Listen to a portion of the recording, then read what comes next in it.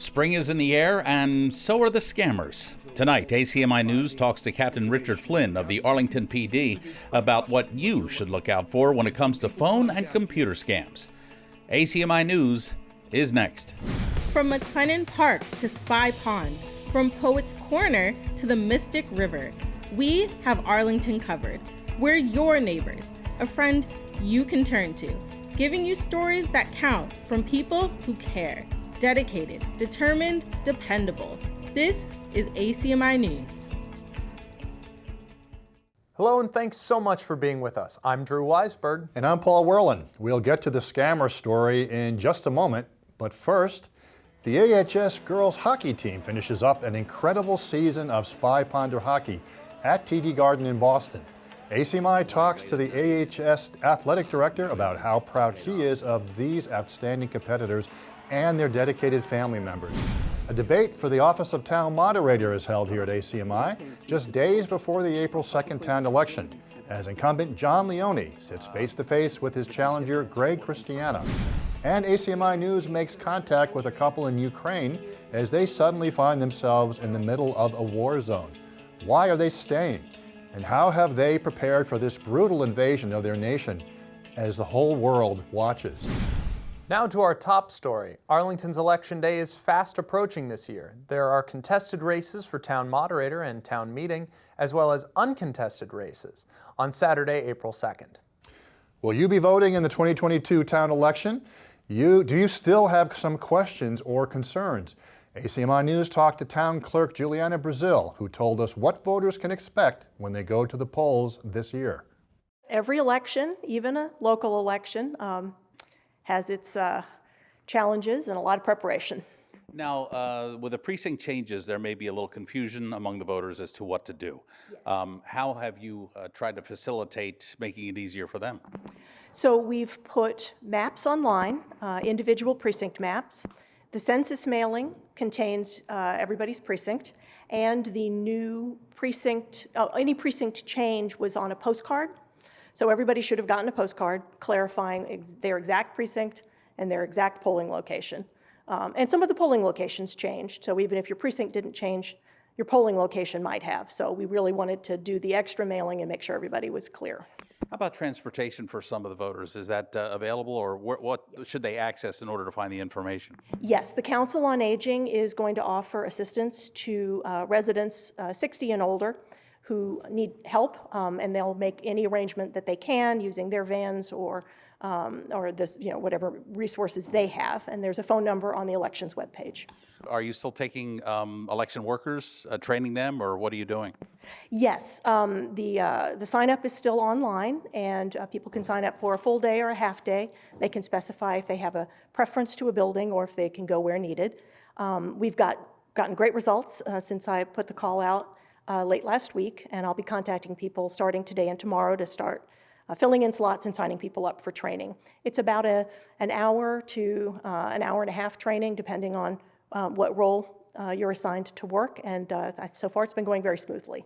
How about the write-in candidates? Anything change as far as the procedure and having a write-in candidate if you're a voter?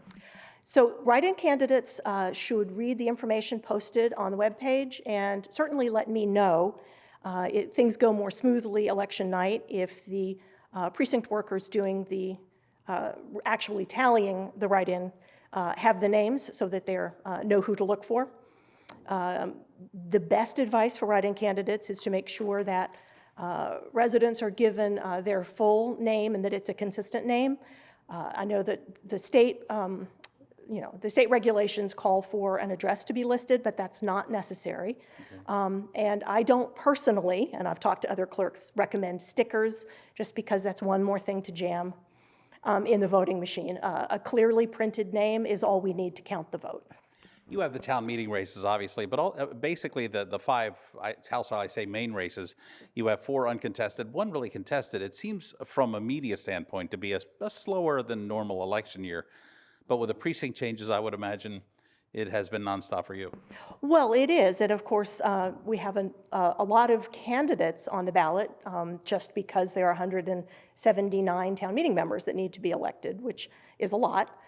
We have 11 precincts that are electing 12 people. And so we will have some longer ballots, just physically a larger piece of paper. And I do encourage voters to look at the specimen ballots when they're posted, 4 or 5 days before the election, just to make sure they understand how many they're voting for and have a chance to read over the candidate statements. We did invite all town meeting candidates to publish a statement, and they are available on the election webpage. It was completely voluntary, but it's very helpful, we think, for voters to get to know their representatives. Even if they've been a town meeting member for 30 years, a new resident wouldn't know that. Right, and right. so it's helpful to have a little howdy-do. So the town website has a link directly to an elections page. So it's arlingtonma.gov/elections. Lots of information there. I recommend people check there, including you can now use Track My Ballot, which is a tool provided by the Secretary of State's office. And if you have submitted a request for an absentee ballot, it will tell you if it's pending, which means I've received it, if it's mailed, or if I've received your voted ballot back and accepted it. We are using absentee only. Last year was a blend of either absentee or early voting, which although it's the same ballot in the same envelope, it's two completely different systems under state law. So this year it's absentee only. There's information about how to absentee vote, how to request a ballot, what qualifies for an absentee ballot. Other than that, everything's about the same as last year in terms of the process for tallying, and the new machines make the tallying very fast, and we're able to get the unofficial results out pretty quickly election night. Anything that you would like to add? Two things. We have an election hotline, so if you're watching the news and the website is difficult for you to navigate, you can call 781-316-3346. Feel free to leave a message. We'll always have a recorded message with the sort of most current information about the deadlines. But leave a message if you have a question, and we can call you back. And then second, as much as I understand the desire to get to know the candidates and have some time to think about how to complete your ballot, if you're voting by mail, don't put it off too long, just because I can't guarantee the mail. And so we have the 3 drop boxes, and that's great, and you can get your ballot to a drop box by close of polls 8 p.m. on Saturday the 2nd. But I am concerned that people applying on the deadline, which is 5 p.m.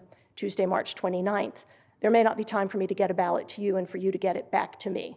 And so I urge people to apply as quickly as they can, and to be just think through their plan for voting in terms of returning the ballot on time. Again, if you have any questions before voting in this year's election, just go to the town website, arlingtonma.gov.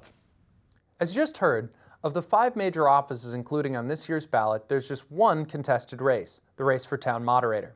Here's ACMi News Director Jeff Barnd with a look at a recent debate held between incumbent John Leone and challenger town meeting member Greg Christiana. A half-hour debate between the 2 candidates vying for the office of town moderator was recently held right here at ACMI Studio A on Park Ave. Incumbent John Leone faced off with town meeting member Greg Christiana on several issues that included experience, how town meeting should actually be conducted, and what changes, if any, should be implemented. One topic of debate in particular covered the possibility of publicly posting a speaker list at town meeting, and clearly, both candidates had opposing views. Your campaign seems to be focused on publicly displaying the speaker list during the town meeting. How exactly would you do that? Okay. 2 minutes. Okay. So let's start with the second part first. First of all, I think that's an unfair mischaracterization of my campaign, that it focuses on the speaker list. It's one of many points. I think it would be different for in-person than it would be for over virtual. And so there's very limited time to go into how that procedure would work.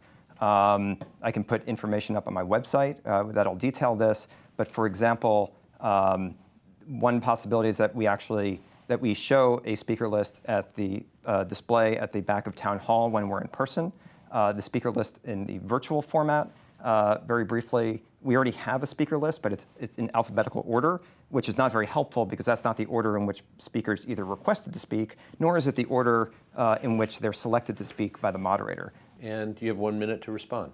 Yes, I would challenge the veracity of the ability to have a speaker list in the hall.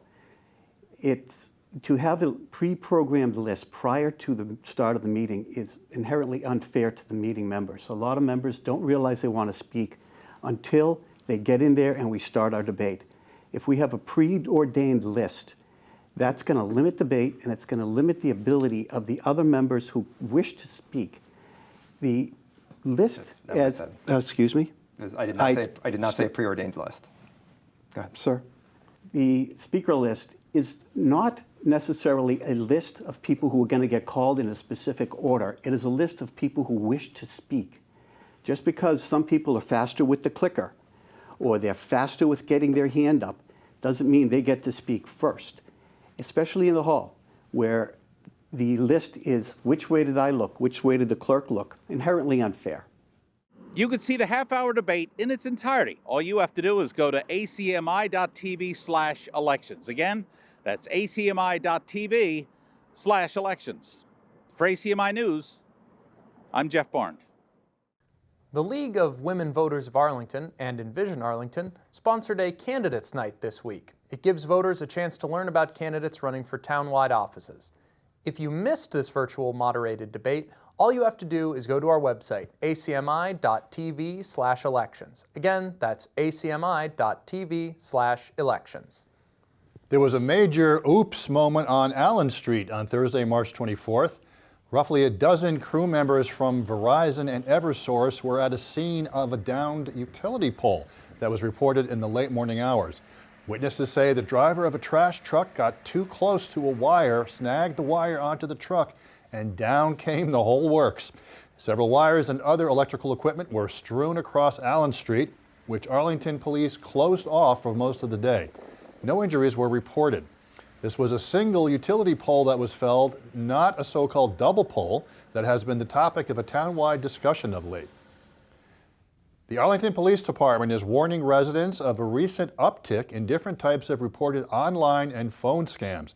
They involve invalid gift cards and bogus pop-up messages. In some cases, victims can lose a lot of money. We talked to Captain Richard Flynn of the APD. He tells us about these latest attempts to steal your cash and what you can do to protect yourself. You know, scams has been a thorn in our side for some time, and I know a lot of other communities are going through it. It's an unfortunate part of our society. We've got people out there who that's their job, they feel, and they go at it in different ways. There are some things, though, that we ask our citizens and our the people of Arlington to do and keep in mind when these come up. So really, kind of the common denominator here is they're always going to reach out to you, Jeff. You know, I mean, if you're looking for a contractor to work on your house, or you're going out and you do your homework on things, you know, that's you going out into the world and kind of finding information and what have you. And you can usually be pretty trusting in what you're looking for. It's when people contact you and when you're not looking for it with some, indicators that should throw up some red flags. A lot of times, we'll talk about the grandparent scam. The grandparent scam is really a scam it's geared towards our older population, which is really our most trusting population. And they are, they're preying on they're trying to get a hook into somebody. And they have a whole scheme that they're trying to get out. And someone is either going to, answer a question appropriately or actually not appropriately. And that gets them to get into their kind of their lines, what they like to use, and to get people going. So, and they're always going to try and, if there's going to be some sort of a traumatic incident, someone, maybe a niece or a nephew or grandparent, grandson or granddaughter has been arrested or in an accident. So they're preying on that feeling, and then they're going to ask, to get them either out of jail or to remedy the situation. We need you to either wire us money or, so many of these are going after, we need you to go to a store and pick up gift cards. nobody is going, no legitimate business or entity is going to ask you to go to Walgreens or CVS or Stop and Shop and get Apple gift cards. So that should be a big red flag to people. And I like to say when there's an incoming call or an incoming email, you always have to, you know what I mean? Your radar has to kind of go up on that and say, hey, wait a second, this came to me. I don't know who this person is. I have no idea who they are. I have to do that in my line of work. If someone will call me over the phone and I'll be, hey, respectfully, I have no idea who you are. And you just have to be cautious nowadays. You really, really do. If you feel uncomfortable when you receive one of these pop-up messages or a phone call, and you feel as though maybe your privacy has been invaded or you're just a little confused, you can always reach out and call the police. You can absolutely always just call us. You know, we have that general business line, the 781-643-1212. And, you know, even if you're, you know, if someone is, they're a little either nervous or, you know, sometimes they're ashamed to call, then talk to a loved one, talk to a family member and say, hey, I just got a call, you know, somebody saying that, you know, Jimmy was in an accident, that, you know what I mean? Just trust your gut. And again, that's why, Jeff, they go after our older residents who have, you know, they're from a different generation. They're from a trusting generation. We need people, and I hate to have to say this, but we need people to just about question everything that either comes over your telephone, your email, your phones. Question what's going on. Captain Flynn says credible organizations never ask for payment by a gift card, debit card, or any kind of money transfer service. And again, residents should never give out personal information such as Social Security, bank account, or credit card numbers. In recent days, Ukraine's military has gained footing in that country and began taking back territory overrun by Russia's brutal onslaught. Meantime, Russian forces remain largely stalled around the capital of Kyiv.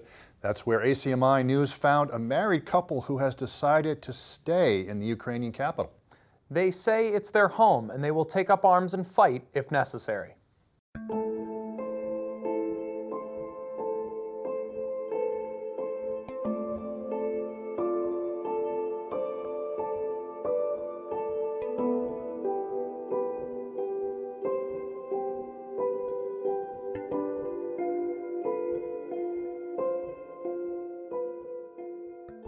First of all, how are you doing under the circumstances?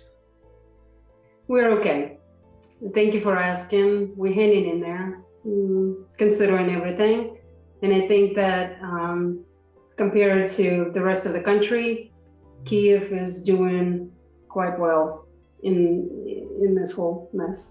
Now, how long were you in Kyiv? Have you been in Kyiv for about 1.5 years, 2 years?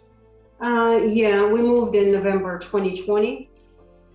And we were supposed to go back to Belarus, where my parents are.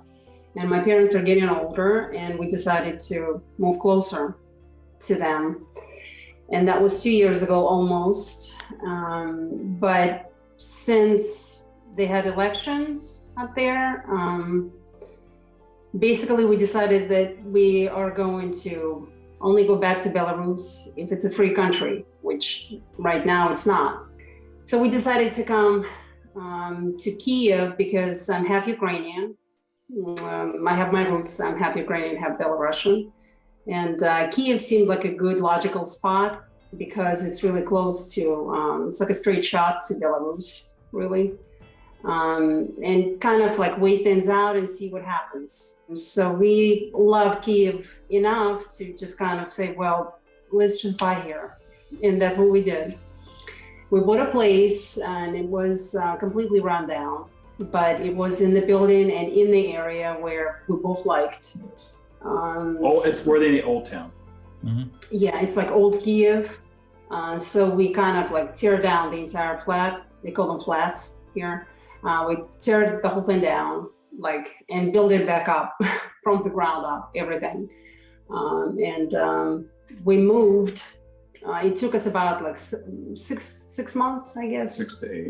Yeah, 6 months about that. And we finished the final touches 2 weeks, maybe 3 weeks before the war started. Before the war started. We just found out yesterday that a hypersonic missile struck somewhere in your area. Yes, the Retroville Mall. that missile hit about 6.8 miles north of us. It's the aftermath of the attack which happened last night here in Kiev, just 15 minutes away from the center. That's crazy. This is totally insane.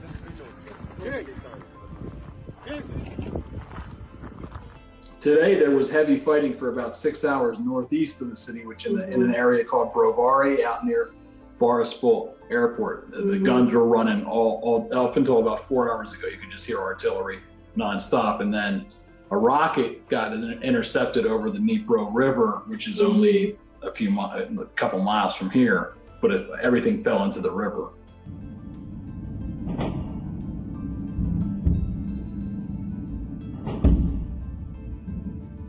Well, we hear a lot. Yeah, we hear a lot of artillery. We had 3 days of almost quiet, almost nothing, except for a couple rocket attacks, and then today it got intensified again. The building that we're in is like literally survived 2 wars. I'm hoping 3 is the charm. Honestly, some black humor, but so like the thickness of walls and everything is like 60 centimeters. Yes. It's big. It's thick. Yes. So, and arches and everything. So we, like, at first we ran downstairs and, but now it's like, you kind of like hope you kind of listen to it and seeing if it's close or not close. And if it's really close, seems like something is falling down really close, then we go downstairs. If not, we just kind of go in the hallway. That's where like the weight bearing walls are, and just kind of hang out there for a little bit and see what happens. Do you have a plan B in effect? I mean, do you have an escape plan? I would imagine you've discussed it, thought about it, and you're ready to go at a moment's notice, I would imagine. We have a bar downstairs, which is technically in the basement. It was a basement. I don't know, maybe at some point it was a bomb shelter, but nowadays it's a bar. It's a bar. So, well, obviously everything is closed, but worst comes to worst, basically that's where we're gonna be headed. We have to break through the wall if worst comes to worst. That's plan B. Plan C is if it's totally devastated, I think is Romania for us. Which we don't know how and what, because allegedly they do have volunteers that are taking people out, but those volunteers charge like 1,000 euros a head to get out. For us, it's just the 2 of us and 2 dogs, and it's just it's a mess on the border and anywhere else, really. When people are trying to get out, civil cars that like literally get either shelled or hit on purpose or not, it doesn't matter, but it's just not safe to travel from what I'm gathering from all the channels that I'm subscribed to, to see, to follow the news. And it's just like too many casualties. I don't know if you can call it. It's terrible. And plus what's going on the borders itself, it's just a mess. If Kyiv is invaded, God forbid, what are you prepared to do? Well, we get guns, we'll fight, I think. Yeah. We saved some, well, apparently ever since, they imposed curfew, they stopped selling liquor. Like when the war started, like 2 days later, they stopped selling liquor. So thankfully we're not big drinkers or anything. So we have plenty of liquor right now if worse comes to worse, because right now there's so many volunteers that wanted to sign up for territorial defense, including John, by the way. I went to sign up. They ran out of guns. They ran out of like literally spots for people they're overcrowded. They basically keep telling them like, coming in a few days. So there are no guns left to distribute. So I'm thinking, the point I was making, worst comes to worst, maybe we'll exchange our liquor for some guns. The most important thing that I can't stress more is that our Orthodox faith, our faith is what is getting us through this. Our belief in God and going to church on a regular basis and doing confession and doing communion and reading the scriptures and letting that flow through us and give us strength.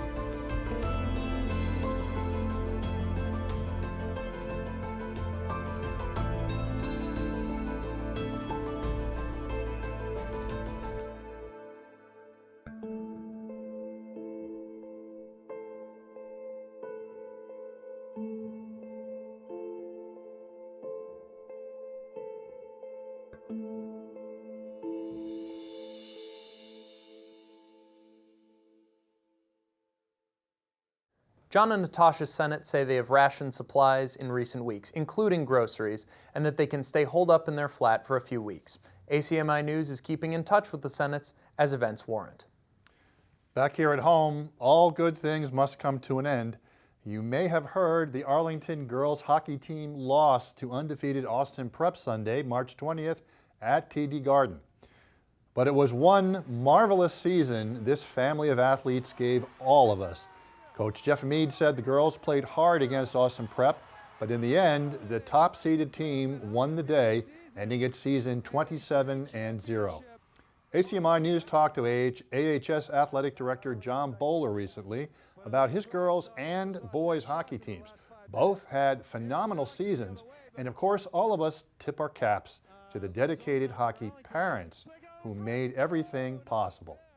The parents have been great, all very supportive to me, to Arlington High School, and it's great to see. I think like in the last 2 days, we've had the ultimate up with the girls, winning and getting to the state finals, but then yesterday with the boys, playing an unbelievable game. We were down 4-1 with 4 minutes left, and to score 3 goals in under 4 minutes to tie it up. that says a lot about that team's character and their heart and dedication, and even though it didn't come out, didn't end up the way we wanted to, I'm sure their parents felt the same way about their students, so proud of the way they competed, and how the season didn't end the way they wanted to, but just proud of their effort and dedication for their whole lives too, because they same thing, they probably drove those hockey players around their whole lives, and to different rinks at different early in the morning, late at night, and it all paid off, because those student athletes learned a lot, and they'll remember these moments for the rest of their lives, and and they'll probably they'll do the same for their kids someday. They'll lead by they saw how their parents did it for them, and they'll do it for their kids, and that it's great to see. It was the second time the AHS girls hockey team made it to the finals, just shy of taking it all. But there is always next year. Congratulations to these amazing student athletes at AHS. That'll do it for this week's edition of ACMi News. Thanks so much for joining us. I'm Drew Weisberg. And I'm Paul Werlin. Have a great day, everyone. We'll see you next week. You can always check out our latest segments and newscasts on the web at acmi.tv/news. And don't forget to like us on Facebook and follow us on Twitter and Instagram at ACMi News. Make sure to subscribe to our YouTube channel as well. You'll find us at youtube.com/ACMi News. If you have any news tips for us or wish to become a citizen journalist, we'd love to hear from you. Email us at news@acmi.tv or stop by ACMI Studio A at 85 Park Avenue.